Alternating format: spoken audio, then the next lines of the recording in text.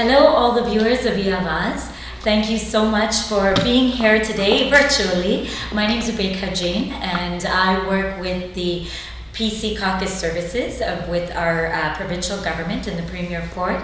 And we have gathered here today for a very special cultural media avail where we had the Premier speak to all of our cultural media and take their questions. And we're here in Mississauga at MPP Sharif Sabawi's office. We had a great session today, and मेरी ये दरख्वास्त है कि आप सब देखें और आपको अच्छा लगे और आप सब safe रहें, and you continue to practice social distancing and safe measures जैसे कि आप mask पहनेंगे और gloves पहनेंगे और make sure कि आप hand san हमेशा करें और hand sanitizer नहीं होता तो please do wash your hands. In fact, washing your hands are even better than hand sanitizer. Have a wonderful day, everybody, and thank you once again to EAWAZ. Good morning, everyone. I want to thank you all for being here today and providing us with the opportunity to answer any questions you may have. My name is Sharif Sabawi, the Member of Provincial Parliament for Mississauga Erin Hills. It gives me a great pleasure to be here with all of you today, especially our Premier, our Ontario Premier Dr. During the last few months, Premier Ford and his cabinet have been working tirelessly each and every day to guarantee that they do everything they can to ensure the health and the safety of all Ontarians. This pandemic was a true show of teamwork and the dedication that our Premier and our all-star team have for the well-being of Ontario. Premier Ford has and continue to show that by working together we can achieve great things. Because as we have been saying, we are all into this together. From advocating at the federal level to bringing the municipalities on the table, we have shown that we are working day and night for the health and safety of you and your loved ones. During this pandemic, our government has found ways to boost the economy by assisting small businesses, reducing red tape, and doing what is right for Ontario. Because our goal is to bring Ontario back the top where it belongs as the economic powerhouse of Canada. So thank you, Premier Ford, for your dedication, your leadership, your initiative, and for being truly for the people. Without further ado, please help me in welcoming our Premier of Ontario, the Honourable Doug Ford. Thank you so much. Thanks, Sharif, and it's great to be here, and it's great to see all my friends in the media. You know, we've seen over the last 4 months real challenging times for people of Ontario across the world, across Canada. And we've done an incredible job, and I always say we. I don't mean the government. I'm talking the people, 14.5 million people. The media, thank you for getting the message out there about self-isolating and social distancing and so on and so forth. We had the numbers come out today. We're at 103 cases today, which is incredible. We had a little peak there, and then it's come back down. And if you break it into the 4 areas, took up those 4 areas, we'd be in single digits. But even the 4 areas that seem to have some cases that have dropped as well. But it comes back to giving everyone the credit out there. 14.5 million people following the procedures, protocols, guidelines from the chief medical officers, and that's how we're going to get through it. You just have to look south of the border, what's happening. You have to look around the world, and as mentioned earlier on today, that we saw an article on CNN using Ontario as kind of the gold standard on how to do things, how to handle COVID the right way, and I'm so happy to see that. And it comes down to working collaboratively with the municipal government, provincial, and the federal. We're all working together to fight COVID-19, and we're making ground. And the people get all the credit. They're amazing. So we'll take some questions. Okay, we'll start here with Vikas Kamal at Urdu Times. Thank you. My question is in terms of opening up the borders with the U.S. I mean, we're right next door to New York, which is another hotspot in the U.S. What will be your take on that if the federal government decides to open that? I'm concerned, you know something, first of all, I'm concerned, I'll do this in 2 seconds. I'm concerned about with the federal government, their jurisdiction is the border. I'm concerned about the border, I don't want it open.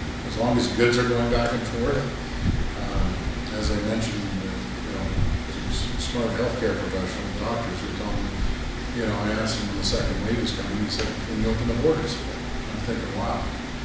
So that's one situation. Now, as for bars you were mentioning, I'm not in favor of having the bars, you know, you're out there drinking.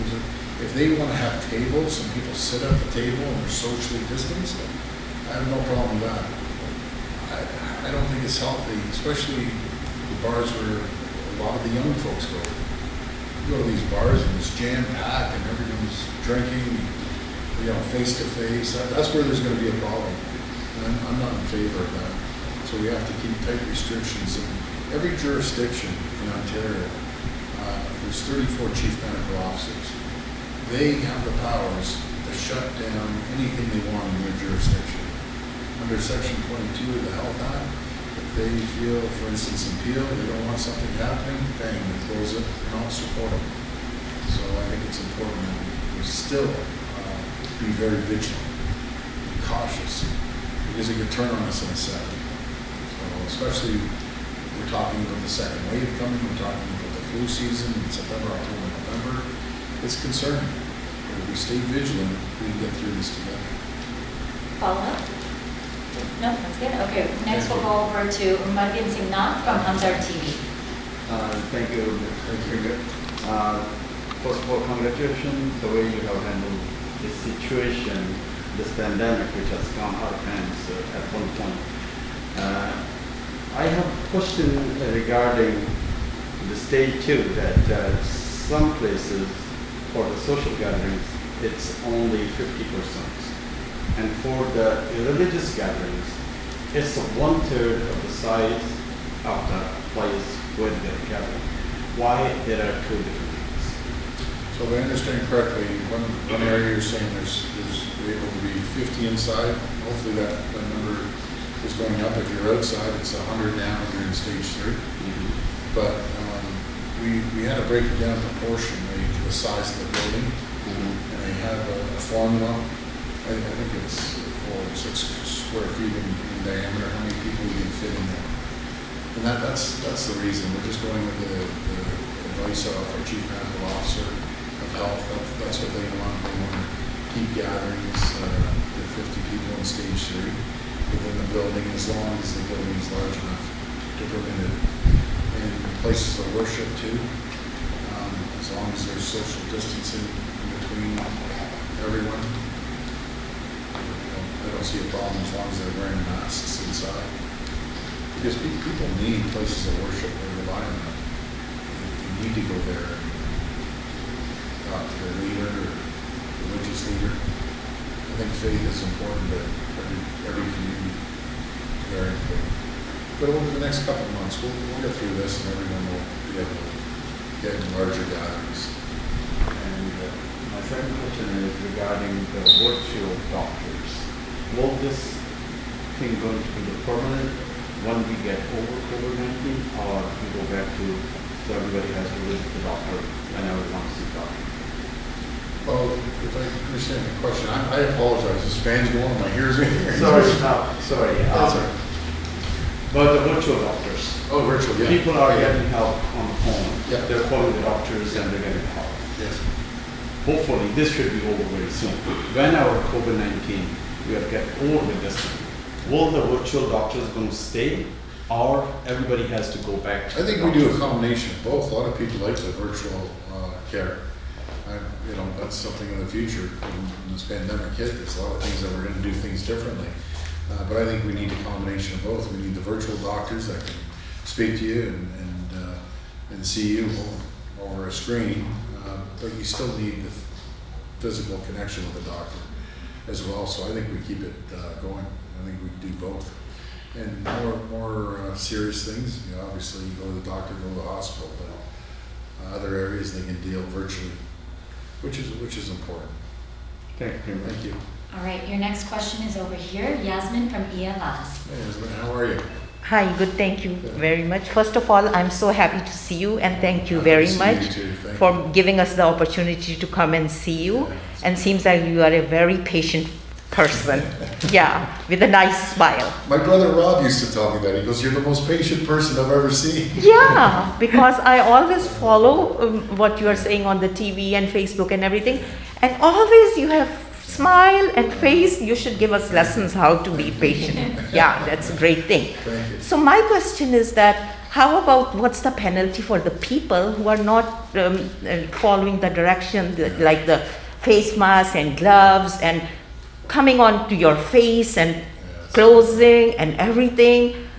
Yeah, you know something, they just, it's unfortunate. People know you can't do that. What really it was concerning the other day when they showed me the numbers and how many young people ended up getting it by going to these parties. Yeah, yeah. You know, down in the States they have parties. I couldn't believe my ears and eyes. But it's really up to us to instill, because in my opinion, we have the brightest young people anywhere in the world. When I go around the world, I always tell people we have the brightest and the best colleges, universities, anywhere. Right. They know better. It's a small group, but we have bylaw officers out there that will give them a fine. I think it's up to $750. But I wish it didn't come down to that. I wish people would just cooperate. And 99% of the people are all cooperating. Yeah. Everyone's pitching in, working together, helping their neighbors. It's such a great feeling. Yeah. A small percentage is ignoring the protocols, but they'll be held accountable. Yeah. So by the way, is there going to be any penalty or anything? Well, there's $750 fine for not wearing a mask, but that's in Toronto, and I don't know if it's in Peel.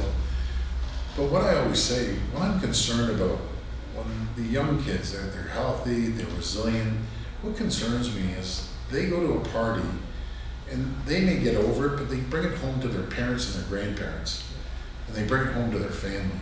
Right. And that's where there's a problem. They may get over it, and the vast majority do, but the parents, it'll be a struggle. The grandparents is even tougher. Yeah. Because anyone with respiratory problems, they'll be in trouble. Yeah. Even the marriages also, they go to, and then even there are 50 people, but they are dancing all together and they are hugging and everything. So Yeah, that's a recipe for disaster. It is. It's a recipe for disaster. They're all doing that. They catch it, they spread it out all over the place. So thank you we're very going to do everything again. All of us. Yeah. Ontarians, are our responsibility to tell our kids or grandchildren, everyone, guys, just don't go to these parties. Don't go to the bars. It's not worth it. Just not. Thank you. Thank you. Next question is from Asif from Z9 Digital TV. Hi, my friend. Good to see morning, you. Premier, and welcome here. Thank you so much. Thanks for Sharif Sabawi to arrange It's this. great. Sharif's amazing. Yes. Premier, my question to you is, the Education Minister had announced different options for the school board to consider when kids return back to school in September. As you know, one of the options is a hybrid model, which frankly is quite challenging for working parents to balance work with care. How is your government catering the needs of the parents and emphasizing the needs to the school boards that kids need to be in school 5 days a week? Yeah, it's a great question. So the minister came out and he has to prepare for the worst case scenario. And so we put out the three models, one being the hybrid model. And in case the second wave comes, flu season comes, something happens, so we have to be prepared. We're allowing each board across the province to put together a plan, because different boards are different. Here in Peel Region is different than way up north in Kenora, for example, that haven't seen a case in months. What I'm hearing from the parents, and we govern based on what the people want, not what the government wants, what's the people want. And people want certainty. And there's so many moms, especially I talk to, they want their kids in 5 days a week, especially the little ones, the elementary school. The high school kids, they can take care of themselves when they come home, but the little ones, they need, care. So we're gonna do everything we can. God willing, the numbers continue going down. We'll have the kids in 5 days a week, just like it was before, with heightened protocol, heightened guidelines to make sure the kids are safe. But that's our main goal, is to get everyone back in school 5 days a week and come up with creative ways of teaching them. Let's talk to the boards, the teachers, the parents, and the kids. Like I suggested yesterday in September, as long as the weather's permitting, have as many classes outside as possible. That's when I grew up, the teacher, the big treat would be, okay, we're having this class outside. That's what the health folks, fresh air. So we got to get through September. Hopefully October, November, moving forward, will be fairly good. But that's what we're going to do. Give people certainty. No one wants. Every mom, I talked to a mom yesterday, and she goes, I can't plan my work. She was working at the bank, and she says, I can't plan my work. I have 2 kids. I don't know if one's going to be in school.